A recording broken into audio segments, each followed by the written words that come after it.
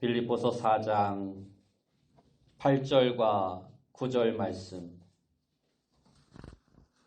빌립보서 4장 8절과 9절 말씀. 신약성경 322페이지입니다. 신약성경 322페이지. 빌립보서 4장 8절과 9절 말씀 제가 봉독해 드리겠습니다. 끝으로 형제들아, 무엇에든지 참되며 무엇에든지 경건하며 무엇에든지 옳으며 무엇에든지 정결하며 무엇에든지 사랑받을 만하며 무엇에든지 칭찬받을 만하며 무슨 덕이 있든지 무슨 기림이 있든지 이것들을 생각하라. 너희는 내게 배우고 받고 듣고 본바를 행하라. 그리하면 평강의 하나님이 너희와 함께 계시리라. 아멘. 우리 옆에 분들과 인사합시다. 만나서 반갑습니다. 다시 한번 인사합시다. 오늘도 큰 은혜 받읍시다. 오늘 우리가 읽은 말씀을 통해서 크리스천으로 살기라는 제목으로 함께 은혜의 말씀을 나누길 원합니다. 오늘 우리가 보았던 빌립보서 4장은 오늘의 말씀의 제목인 크리스천으로 살기라는 제목에 너무도 잘 어울리는 장입니다.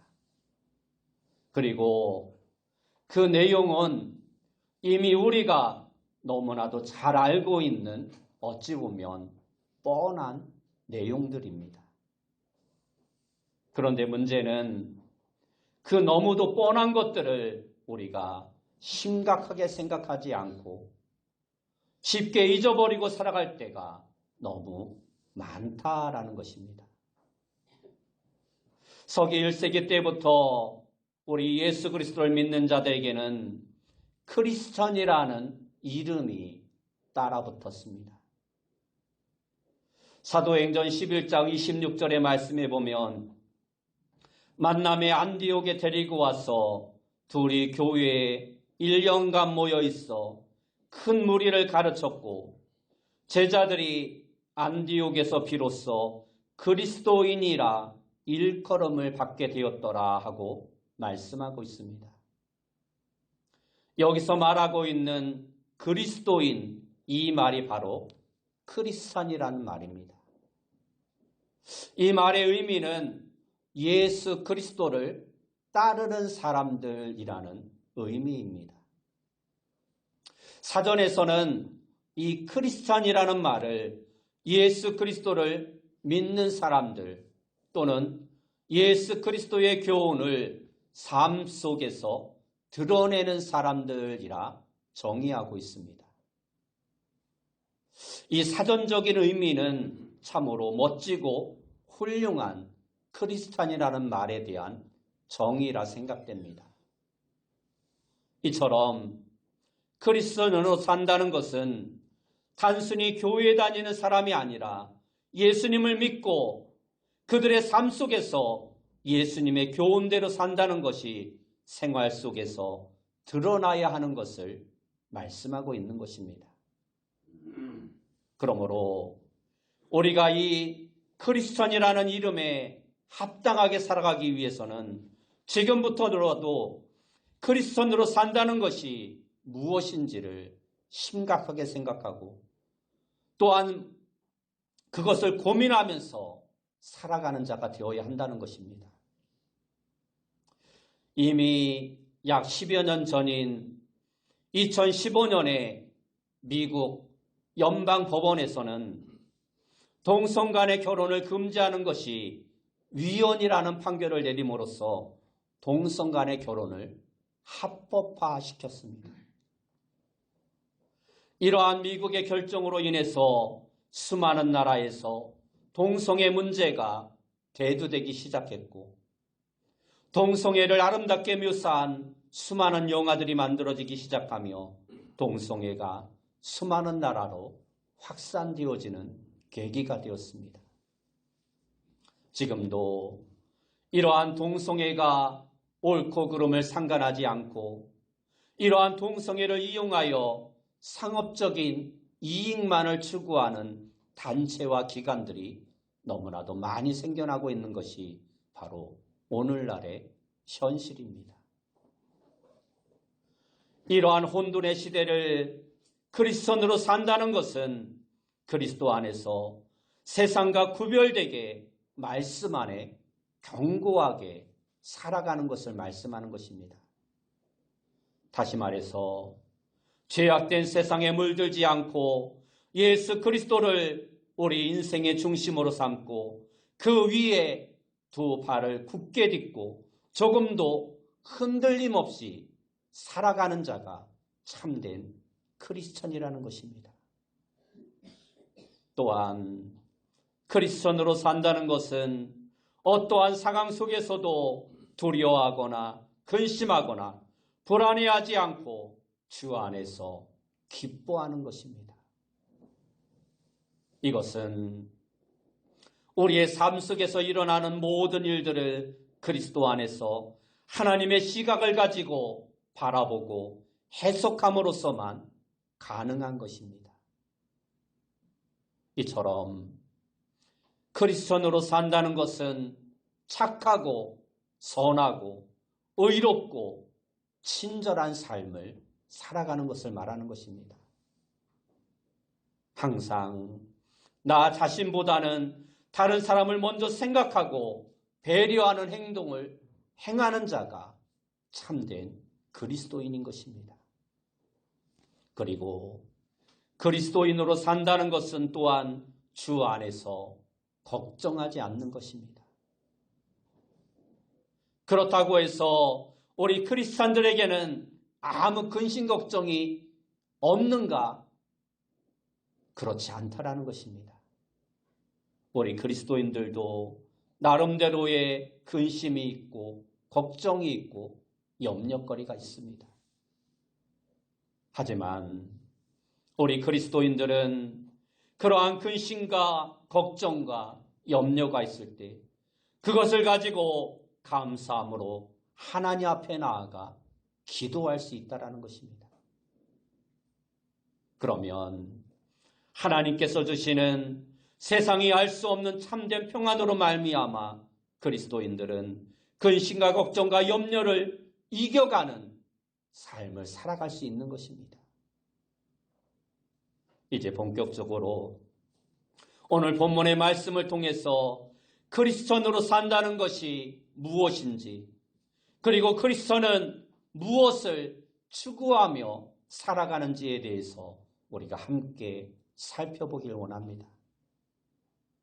오늘 본문 8절 말씀에 보면 그토록 형제들아 무엇에든지 참되며 무엇에든지 경건하며 무엇에든지 오르며 무엇에든지 정결하며 무엇에든지 사랑받을 만하며 무엇에든지 칭찬받을 만하며 무슨 덕이 있든지 무슨 기림이 있든지 이것들을 생각하라 하고 말씀하고 있습니다.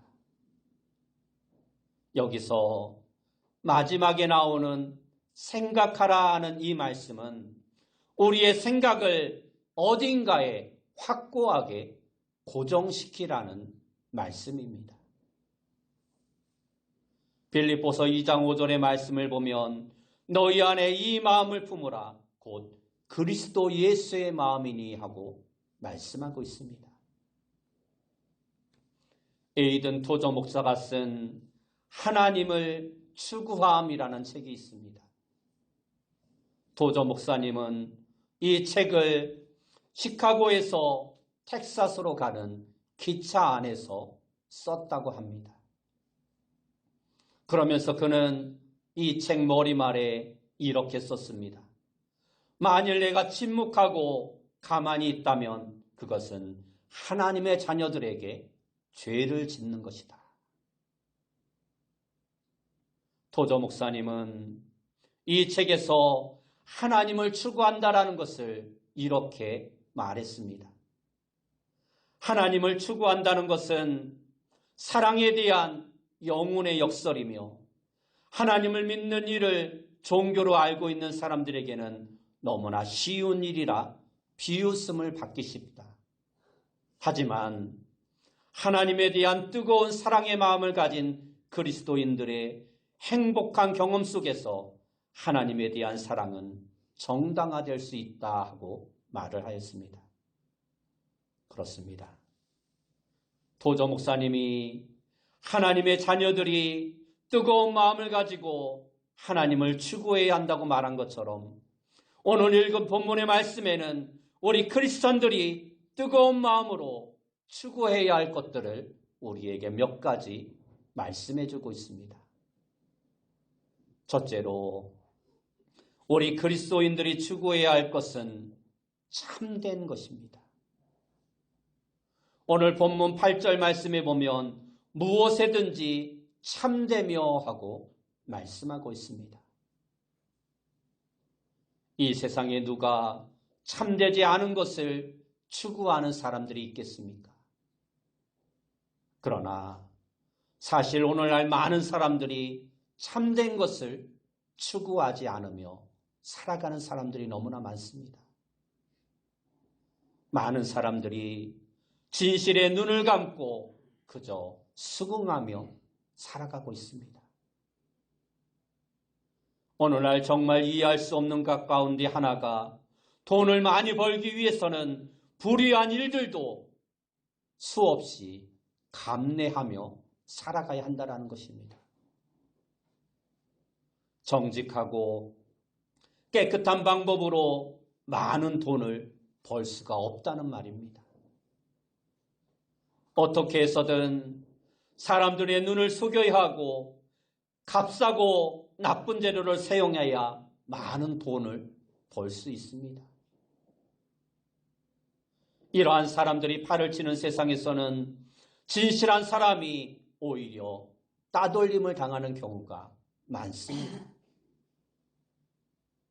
오늘날 많은 사람들이 이러한 잘못된 풍조가 만든 문화와 세상 가운데 갇혀 살아가고 있습니다. 그러나 밤하늘의 별은 주변이 깜깜하면 깜깜할수록 더욱더 찬란하게 빛을 냅니다. 이 세상의 풍조가 진실을 외면하면 외면할수록 우리 그리스도인들도 이 빛처럼 참된 것을 추구하며 어두워가자는 세상 속에서 빛을 비추는 자가 되어야 하는 것입니다.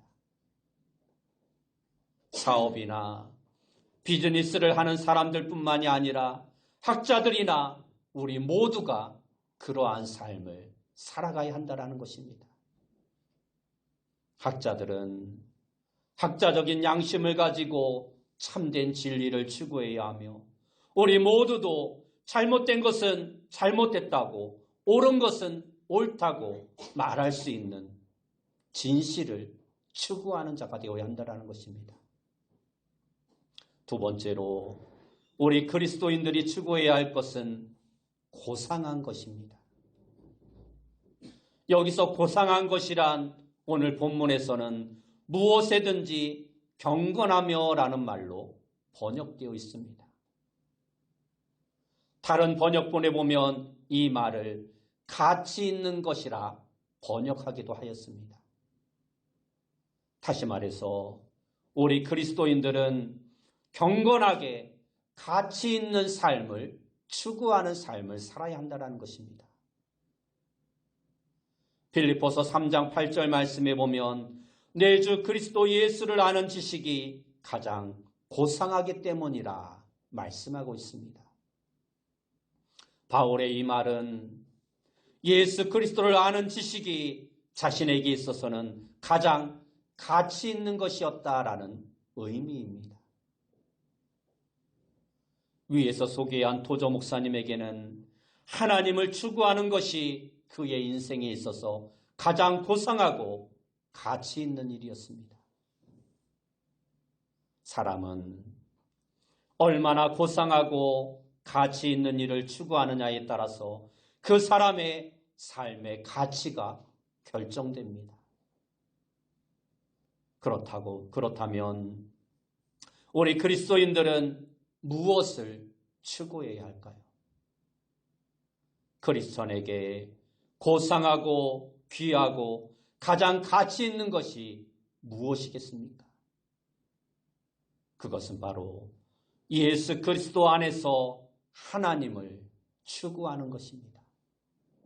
하나님을 기쁘시게 하는 삶을 살아가는 것입니다. 전도서 12장 1절과 2절 말씀에 보면 너는 청년의 때에 너의 창조주를 기억하라. 곧 공고한 날이 이르기 전에 나는 아무 낙이 없다고 할 해들이 가깝기 전에 해와 빛과 달과 별들이 어둡기 전에 비 뒤에 구름이 다시 일어나기 전에 그리하라 하고 말씀하고 있습니다. 이 말씀을 한 번역본에서는 젊음의 열정이 창조주를 잊어버리게 하지 말라. 나중에 나이가 많아져서 삶에 아무 즐거움이 없다고 할 때가 오기 전에 내 젊음 속에서 하나님을 높여라 라고 번역하고 있습니다. 이 번역에서 인상 깊은 단어는 젊음의 열정이라는 단어입니다.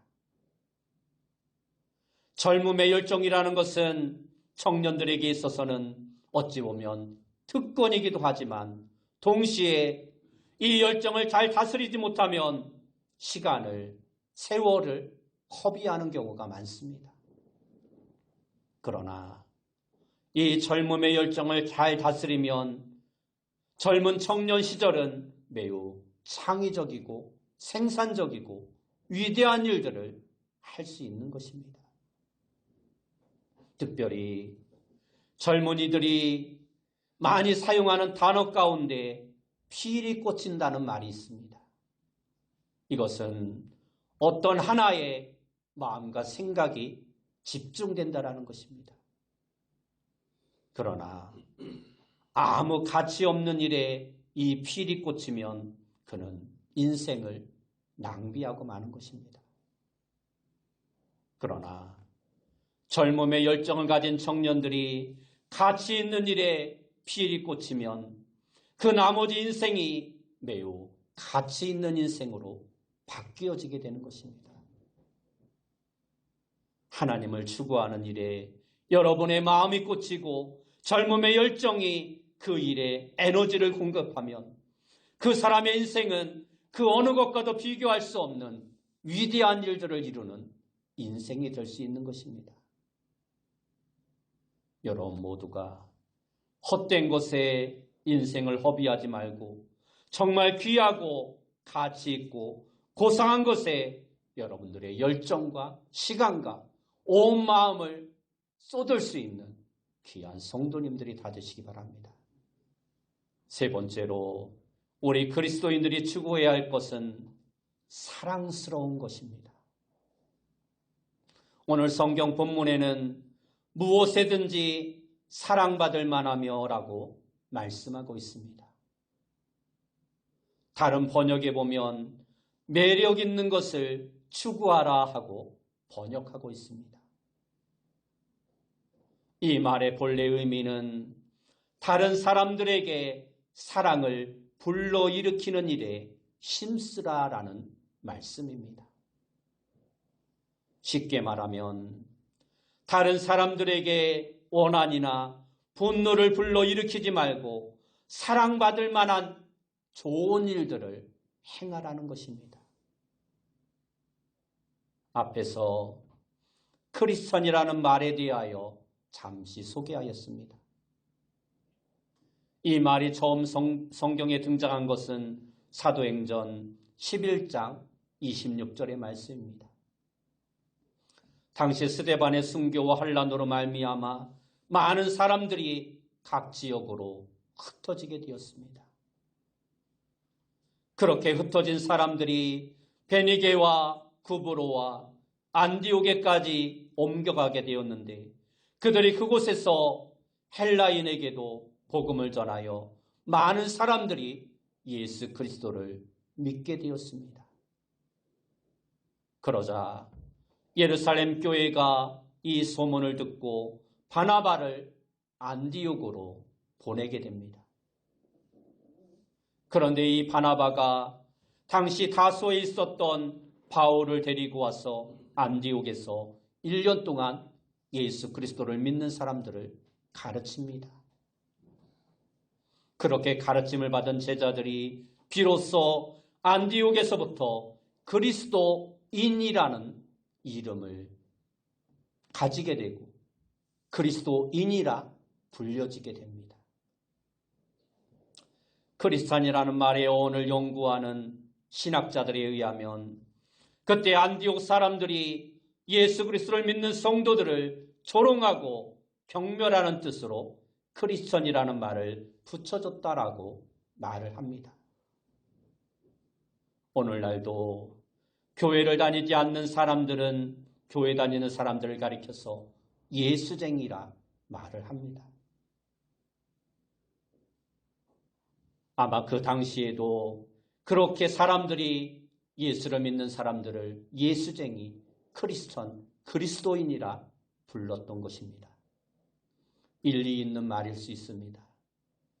하지만 오히려 이와는 정반대의 주장을 하는 학자들도 있습니다. 그들은 당시 안디옥의 제자들이 들었던 이 크리스천, 그리스도인이라는 말은 경멸의 뜻이 아니라 성도들이 안디옥 사람들에게 비로소 인정받고 사랑받았기 때문에 그리스도인이라는 이름을 듣게 되었다라고 주장을 합니다. 그래서 그들은 이 크리스찬이라는 말을 친절하고 우아하고 은혜를 뜻하는 헬라어 카리스라는 단어와 연결시켜 이야기를 하고 있습니다. 우리가 쉽게 멋지고 기백 있는 사람들을 가리켜서 카리스마 있다라고 말을 하고 있습니다. 이 카리스마라는 말도 바로 여기에서 파생된 말입니다. 친절하고 우아하고 기백 있고 모든 일을 용감하게 행한다라는 사람들을 가리켜서 카리스마 있다라고 말을 합니다. 당시 예수 그리스도를 믿고 바나바와 바울의 말씀을 통하여 변화된 제자들의 모습을 생각하면 우리는 이 말이 더욱더 설득력 있게 다가올 수 있습니다. 마지막으로 우리 그리스도인들이 추구해야 할 것은 덕이 있는 삶입니다. 본문에 사용된 단어는 아레테라는 단어로 이 말의 본래 의미는 존경하고 흠모하는 것이라는 뜻입니다. 여러분이 정말 존경하고 흠모하는 대상은 누구입니까? 정말 그렇게 되고 닮고 싶은 분은 누구입니까? 이것은 우리 그리스도인들에게 있어서 매우 중요한 문제 가운데 하나입니다. 우리에게 이러한 마음이 없으면 쓸데없는 것들이 우리 마음을 차지하게 됩니다. 요즘에 젊은 인기 가수들을 가리켜 사람들은 아이돌이라 말을 합니다. 그런데 사실 이 아이돌이라는 말은 성경에서 우상을 뜻하는 단어입니다. 그런데 오늘날 젊은 인기 가수들을 이 아이돌이라고 부르는 이유가 있습니다. 그것은 젊은 가수가 되는 것이 꿈인 사람들이 많기 때문에 그러한 사람들에게 있어서 그들은 어찌 보면 우상과도 같기 때문입니다. 그래서 많은 젊은이들이 그들을 따라하고 존경하고 흠모하는 것입니다. 그래서 그들을 가리켜서 아이돌이라 말을 하는 것입니다. 오늘날의 젊은이들이 인생에 있어서 정말 존경하고 흠모한 만할 대상을 찾지 못하니까 연예인들이, 가수가, 유명한 배우가 그들의 마음에 있어서 아이돌과 같은 우상이 되어지고 있는 것입니다. 우리 모두가 정말 크리스천으로서 존경하고 흠모할 만한 그 대상을 올바로 찾는다면 우리의 인생은 정말 행복하고 풍요로운 인생이 될 수 있는 것입니다. 제니 린느라는 스웨덴의 오페라 가수가 있었습니다. 그녀가 얼마나 인기가 있었는지 그녀의 별명이 스웨덴의 나이팅게일이었습니다. 그렇게 인기가 많던 그녀가 어느 날 갑자기 29살의 젊은 나이로 한참 인기를 누리고 있을 때 은퇴를 선언합니다. 많은 사람들은 놀라며 슬퍼하였지만 그가 곧 다시 무대로 돌아올 것이라 생각하였습니다. 왜냐하면 그렇게 많은 대중들의 사랑과 인기를 누려봤고 그것을 아는 사람이기에 그 맛을 잊지 못하고 결국은 얼마 안 되어 다시 무대로 돌아올 것이라는 것이었습니다. 그런데 그녀는 끝까지 무대로 돌아오지 않았습니다. 한 번은 그의 가장 친한 친구가 그녀를 찾아가서 왜 무대로 돌아오지 않느냐고, 지금 얼마나 많은 사람들이 너를 기다리고 있느냐고 질문하였습니다. 그때 그녀는 자신의 옆에 놓여있던 성경을 가리키면서 말을 합니다. 돈과 인기 때문에 내가 잠시 참된 행복을 잊고 있었지만 이제는 그럴 수 없어. 무대 위의 기쁨은 잠깐일 뿐이지만 이제 나는 참된 기쁨과 행복을 찾았단다. 그 무엇도 이 행복과 바꿀 수 없어. 그렇게 그녀는 다시 무대로 돌아가지 않았고 67세의 생을 마감할 때까지 학교에서 학생들을 가르치는 교사로, 그리고 교회에서는 아이들을 가르치는 주일학교 교사로 일평생을 하나님 앞에 봉사하며 헌신하는 삶을 살았다라고 합니다. 여러분들도 정말 크리스천으로서 덕이 있는 삶을 살아가시는 귀한 성도님들이 되시기 바랍니다. 그러기 위해서 우리는 내가 존경할 만하고 흠모할 만한 대상을 바로 찾아야 합니다. 제니 린드에게는 그분이 바로 예수 그리스도였습니다. 오늘 우리의 삶에도 이 예수 그리스도가 없으면 정말 아무것도 아닌 것들이 우리의 마음을 차지하고 헛된 인생으로 헛된 삶을 낭비하게 합니다. 그렇게 되면 우리의 마음이 헛된 것들에 빼앗기고 맙니다. 우리의 사랑을 빼앗고 우리의 헌신을 빼앗고 우리의 충성심을 빼앗고 우리의 삶의 모든 에너지를 다 빼앗아 버리고 맙니다. 그러면 우리의 인생은 육적으로뿐만 아니라 영적으로도 크나큰 손실을 가져오게 되는 것입니다. 이제 오늘 말씀에서 바울이 마지막 말씀을 우리가 함께 살펴볼 필요가 있습니다. 본문 9절 말씀에 보면 너희는 내게 배우고 받고 듣고 본 바를 행하라. 그리하면 평강의 하나님이 너희와 함께 계시리라 하고 말씀하고 있습니다. 이 말씀은 자신에게서 배운 것을 머리로만 알고 있지 말고 삶 가운데 실천으로 옮기라는 말씀입니다. 이처럼 크리스천으로 산다는 것은 배운 것을, 알고 있는 것들을 행동으로 옮기는 것입니다. 중국 연변에 가면 명동이라는 작은 마을이 있는데 그곳에 가면 김야견 목사님이 목회했던 명동교회가 지금도 있다고 합니다. 전형적인 일자형 교회로 교회 내부는 우리가 생각하는 옛날 시골 교회처럼 마룻바닥으로 되어 있는 모습 그대로 유지되어 있다고 합니다. 그런데 그 교회 뒤쪽 벽에 가면 이러한 글씨가 써 있다고 합니다. 행동이 곧 나의 유언이다. 행동이 곧 나의 유언이다. 이 말은 김야견 목사님이 생전에 늘 하시던 말씀이라고 합니다. 내가 어떻게 살았고 내가 어떠한 일을 했는지 내가 했던 모든 행동이 내가 죽을 때 남기는 나의 유언이다라는 것입니다. 김약원 목사님의 별명은 간도 항일운동의 대부, 간도 대통령이었다라고 합니다.